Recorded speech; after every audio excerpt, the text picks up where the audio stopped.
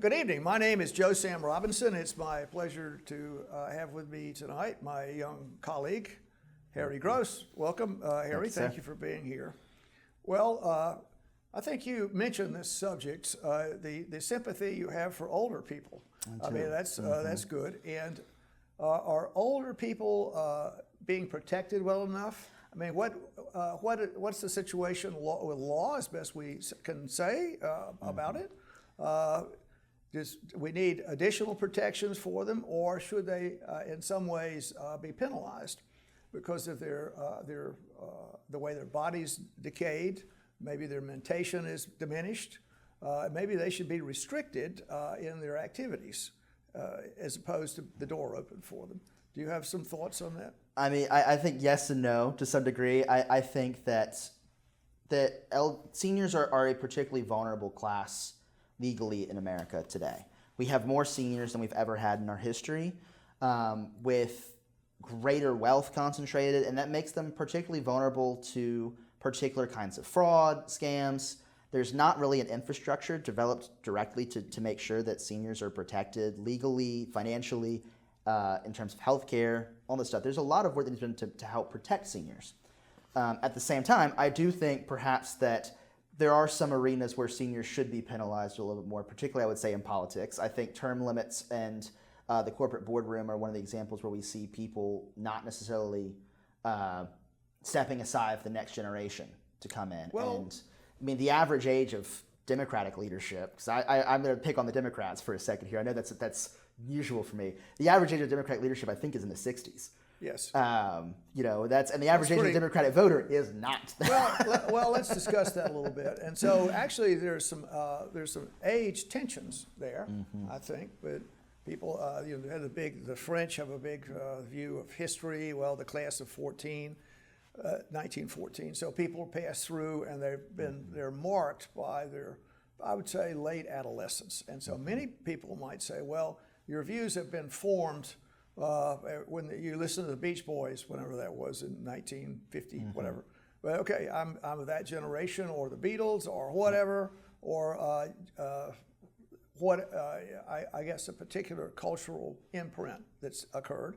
And so then I guess these age groups often have tension between them, and a new age group is coming along, and they would wish to, I guess, obtain power. That's not a bad thing to say. I mean, it'd be normal to want to do that. And so there's tension between the older viewpoint and a younger viewpoint, because these age groups have had different experiences in the past. So that causes a little tension. And you mentioned, I guess you would ask this question: what rights do older generation have? What rights do they have?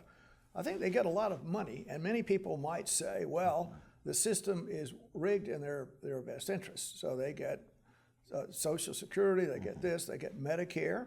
There are lots of things they receive. And the senior citizens might say, well, that's a reward for I was the greatest generation, or I did this, or I did that. And so I deserve this as my crown as I leave the earth. I mean, I want to be crowned a little bit. So that's one thing that's out there. And certainly the younger generation doesn't like being under the thumb of anyone, which is normal. So that's some of the tension issues. Now, you mentioned the cognitive decline of older people, or I'll talk about that. Now, that's not always the case, is it? No. So and yourself is an example of that. You're very much still intellectually spry. You think so? I do. Oh, good. Well, I'm happy to. I'll return the compliment. Well, all right. So in any event, yes. And we had a discussion about President Biden, and if you recollect that, we were looking at his. He'd had brain surgery earlier. We were looking at a picture of his head, trying to blow it up a little bit and see where the scar was, and think what kind of brain surgery he'd had. So things happen as you just proceed through life, and mentation diminishes. And with that diminished mentation, should you be taken off the chessboard, so to speak? Or how would you do that? How would you say, well, I'm 80 years old, I'm still doing brain surgery. Is that a good thing or a bad thing? And you could make the case, well, if you're 80 and you've done this a long time, you have tremendous judgment.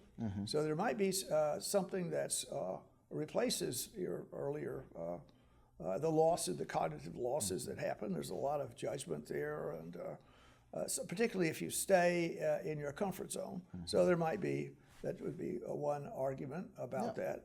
On the other hand, if the position the older person is in requires a lot of new cognitive input. In other words, you have to learn new skills, you have to do this, you have to do that. That might be something that's inappropriate. And that being the case, how should society do anything about it? Should there be any kind of laws, regulations? And I think airplane pilots, maybe they have to stop at 60 or whatever.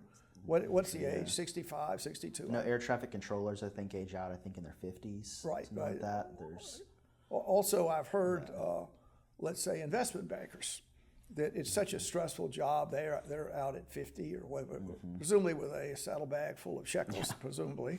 Well, I can't keep doing this any longer. It's been too stressful. Should just circumstances be determined by supply and demand, or the legal system suits, whatever, or you can't lift 100 pounds, you can't work in a coal mine anymore. And then finally, what about, I think it's a preponderant number of people that do hard physical labor. I mean, it's not an intellectual issue, it's hard labor. Should they be protected and not be required to do it, or should they have the option of doing it? And I think that's with retirement. That's a big thing with Medicare. Well, with people that say, I think you get retirement money, whatever, when you're 72, that you're forced to take the money, so society is trying to do something. What are your thoughts on that, Harry? I think it's an industry by industry basis. Yes. There are certain things that people my dad's 75 and he's still climbing up ladders as much as I don't want him to be, this stuff. I mean, he's still working hard on all his sites, and I think he should be able to continue doing that. I personally need him to keep doing that. At the same time, I think there are areas where you do need to create, I think, an age out process. Politics to me is the big example. I think that there comes a point where I'm not sure how effective your judgment can still be at 75, 80, 85, these places where you're dying in office. I mean, we're just going to pick on the Democratic Party. There are 3 Democratic congressmen that ran for re-election and have died in office already this year at advanced age of causes that they knew were there. Of cancer, old age, and the like. Dianne Feinstein stayed until she was basically just a husk. Beyond. And so I think there are some places where you should create some off-ramps legally through regulation. The main thing, I think, that the goal of a society should be to make sure that seniors are an honored class, not just protected in the sense of that they have certain rights, but that there is a place of honor and position. As you mentioned, judgment, there's an experience that's worth an incredible amount. How do we make sure that seniors and people who are veterans of industries can continue to use that judgment and can benefit people while making sure that those industries are also allowed to continue to push forth. Now, what about the other end of the spectrum, young people, particularly the ill-formed brain, if I can say it that way? Their neurotransmitters are in flux and tide. Hormonal events are occurring. Judgment is often quite flawed there, and I think the thrust of a young brain is often quite aggressive activity. So that would be, we're going to let's go shoot somebody. I'm joking a little bit, but not totally. So if you look at violent crime, you look at this, you look at that, and if someone is a younger person with decision-making power, they often tend to be excessively aggressive, which then we take this ship, or this idea would be the gender contribution to brain function. So females, I could speak about that, they live longer, there's an argument, rightly or wrongly, that maybe the ornamentation is preserved. I'm not sure I can go there, but I can say the brains are quite different. You have different ways the brain functions. There are a lot of things that go into human behavior, and I think that's a fair statement. But so if we're in, what I'm sort of trying to talk about is the age issue on the genders. Is there any difference between their ability to function? And so presumably, as far as strength goes and how well you can lift, I don't know, heavy bags of potatoes, maybe males can do a little better, a little longer. That's a big question. Also, the females, they have bone breakdown. So each gender has their own aging arrangements that are there. And how does one respond to that? And so what I'm finally getting into, that's retirement. And many people say, well, I can't wait to retire. I want to retire. That's what I want to do. And other people say, no, I have to keep going at it. And then when people do retire, it's a terminal event. It might not, maybe it shouldn't be, but it often is. So that's a common story. If you talk to physicians, there's an older person that did something, whatever it was. So maybe he was a traffic guard. I mean, some kind of job. And then that was connected to reality, stimulation, happiness in a way, having a function. Take the function away, it could be a problem. Mm-hmm. And then contrary-wise, the people that are they can't wait to leave. And many people would say, I were very resentful about the government increasing the age in which you have to work. And that's particularly true in France. Mm-hmm. I mean, all the big riots there. I mean, I want to, and many countries, I can't wait. Life is being at the beach or whatever you do here. I want to go to the beach, and I'm 59 years old. I want to get there, and I just like this work to start with. I never wanted to do it, and I can't wait to start to do something else, which go to the beach every day. Well, so how do we put that balance there? Yeah. Is the age appropriate retirement age now? What is the retirement age? 65 still. Isn't it going up slowly? I think there's a proposal to. I think it is. I mean, I believe it's going up. I'm not an expert on it, but I think it went. Social Security 67, maybe. Maybe I'm not. I think well versed totally in that. Yeah, I think that's happened. So the age has been expanded, and many people are resentful about it. And the idea is that if you work longer. Your what you want to do with your time on Earth is being wasted. Mm-hmm. And then finally, you mentioned the, respect older people have in Asian countries. An interesting thing in China is that there is a compulsory retirement at 60, I believe. Mm-hmm. So China's got 1.4 billion people, everybody's there, and so the government has put in relatively severe retirement arrangements. They put that in, and so that may be a good thing or a bad thing. I'm not sure how we can come down on this. Yeah, and there's a lot. This is a complicated subject. I think the one guiding light should be, how do you create off ramps for people who want to, if you want to keep working, how do you allow them to keep working in a way that is safe and beneficial?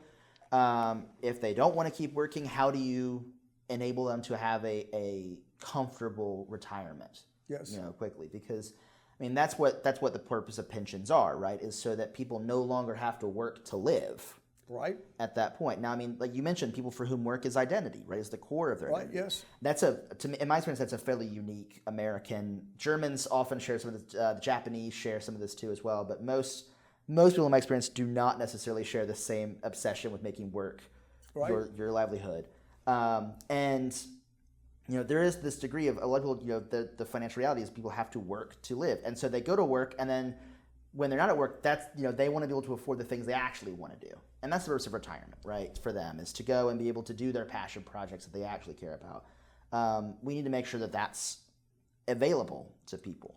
At the same time, right, to bring it back to younger generations, there has been a violation of the social contract between generations in this country.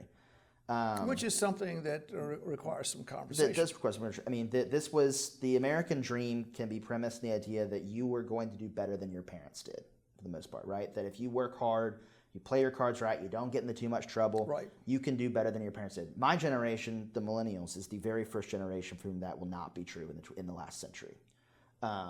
If wages have not kept up with anything, with productivity, with inflation, with anything. If the minimum wage were to have the same buying power as it did in 1968, for example, when many people were coming of age into this, it would be $25 an hour. It's still $7.25. Yes. In most places. The federal minimum wage is only, I think, $10. If it kept pace with productivity, it would be $77 an hour. Housing prices are out of control, and this is one of the things where generationally this really becomes very central, because most people, like my parents, bought a house when I was a year old, and they're going to stay there for the rest of my life. And I'm lucky enough that I'll inherit that house, probably. I'm lucky enough to that. There are lots of people for whom that's not the case. Yes. And they're not going to inherit a house certain down the line. When houses are fixed assets, right? There's a scarcity in the housing market. So when someone buys a house that was built in the 1970s and they stay there forever, that's a house that can't be purchased until they die. And we're not building enough housing to make sure that as our population keeps aging and these people have their homes, that my generation, the generation below me, and then Gen Alpha will be able to pursue that to purchase a place of our own. There is also, I think, this idea that we don't know. I think there's also a profound lack of respect for younger generations. This idea. Now, don't get me wrong. I to some degree I agree with some of the complaints. But for millennials, it was always, we're lazy, we're entitled, we don't know what to do. One of my earliest memories is 9/11. We grew up my generation has had not one, not two, but three once-in-a-lifetime economic catastrophes. Yes. Already.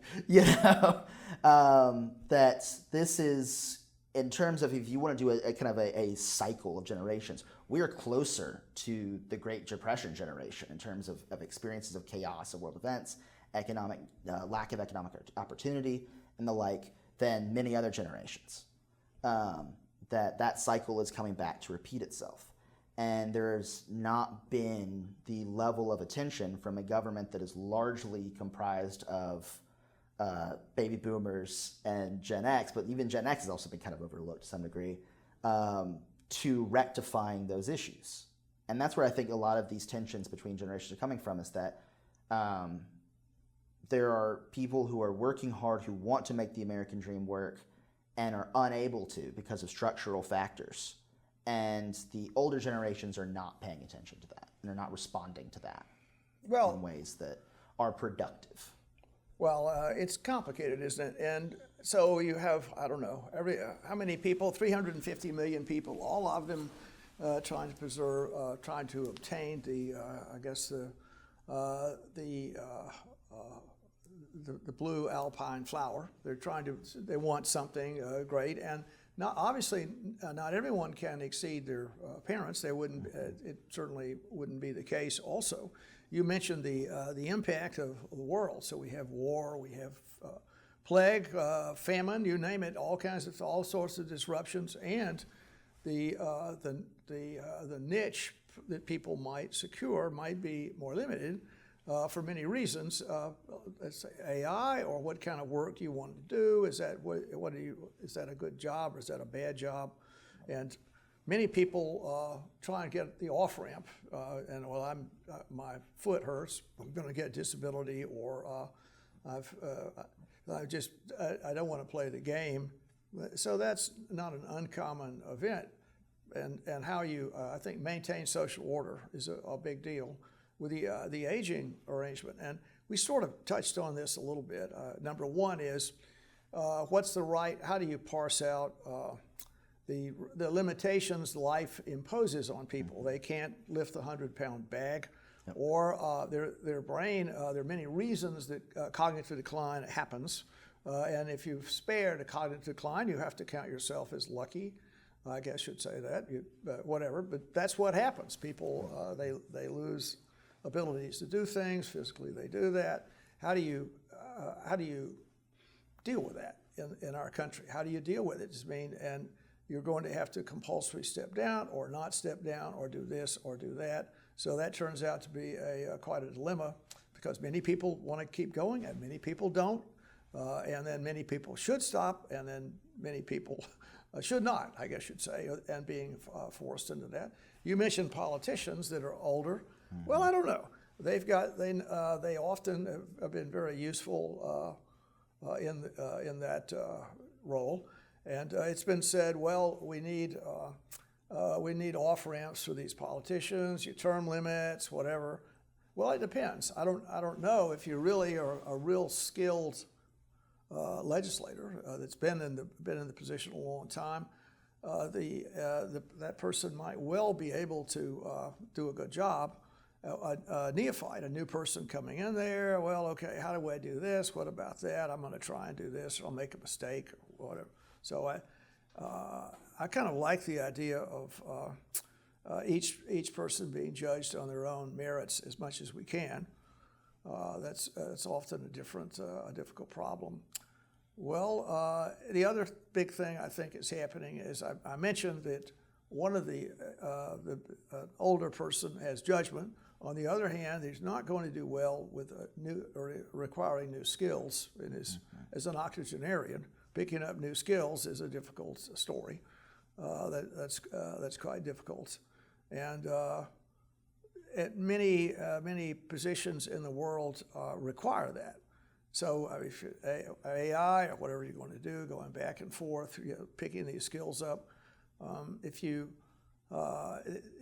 sort of is a young person's game, if you could say that. I mean, and older people may be somewhat less useful in many ways. Well, okay. And particularly vulnerable to those technologies as well. Yes. I mean, in that sense of, if in an increasingly digital world, right, how do you protect yourself if you don't understand the technology that's increasingly defining your life? Yes, and so there you can be manipulated, and more so with the media. So the media often can manipulate people pretty easily. They're sort of inured to the soap opera jingles, the general thrust of sophistry. It can be tricked pretty easily, and that's a pretty big problem. And then finally, the number of the demographic curves. What does that look like these days? We have the birth rate's been dropping, so that's another issue. If you're looking at this, are you going to require older people to be there for a while if all the younger people are gone? I think in Japan, the average age is quite elderly. And people work a long time, don't they? I think it's sort of mandated that they continue to do that. Yeah, it's deeply cultural that you stay. But it's also, these are places where you build a career very, very early on. Most people stay in the same career, working for the same company for their whole life, their entire career. The demographic issue is going to become quite problematic. You mentioned the idea of like Social Security as a reward. Problem is, Social Security is paid by the current working generation. Yes. It's not, that like I'm paying for my father's Social Security. Right. That's coming from my pocket to his. That's the wealth transfer from younger folks to older folks. And when there are less younger folks who are earning less money, who are getting less good jobs, that there is going to quickly become a cliff for the fiscal solvency of pension programs globally, not just in the United States. This is something that faces everywhere. And the only solutions to that are to either dramatically reform pension programs and require people to work longer, which is deeply unpopular and not necessarily economically productive. Well, deeply. We're not France level deeply unpopular. We're not going to have people taking the streets. I don't think the average American wants to be forced to work until they die.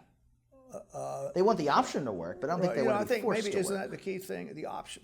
Yeah. Maybe that's the whole word here. Exactly. So if you want to stop, then you should be able to and have adequate funds to do that. Yeah. And if you wish to keep at it, there should be some, I guess if you can do it, some protections. Yeah, Well, absolutely. we have some elevators here. If you're an older person, you go up and. Yeah, this is why you have universal protections, right? The ADA is just as important for elderly people as it is for the handicapped. Right. But you have to undertake reforms of this. You have to either lift the income cap on Social Security taxes, which would extend fiscal sovereignty, Yes. or you have to encourage immigration, because you have to have a larger workforce to pay for these systems.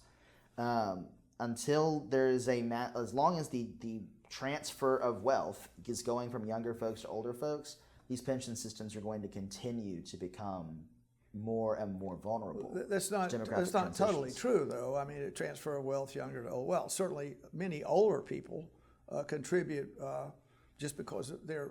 What happens when you get older is you generally have more money, and that means you're more of a tax target for the IRS. So older people may be paying more taxes than a younger person. That might be the case, and not totally, but I think it's in absolute numbers maybe, but in percentage-wise, as a percentage of total income, yes, and of take-home pay, younger folks are going to be paying more than older folks. Well. Possibly.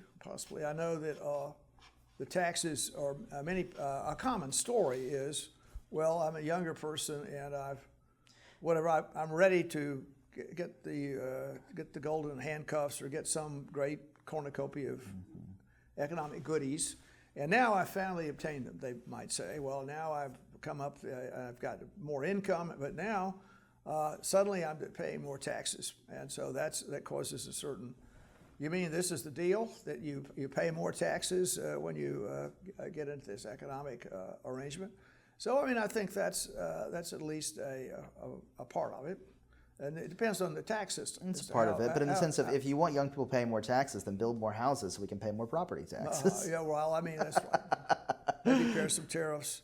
Well, all right, Harry. So thank you. I think we've reached our end here. All right. And so thanks for your help. Of course. And we'll talk some more. Always a pleasure. Okay. All right. Thank you. Thanks.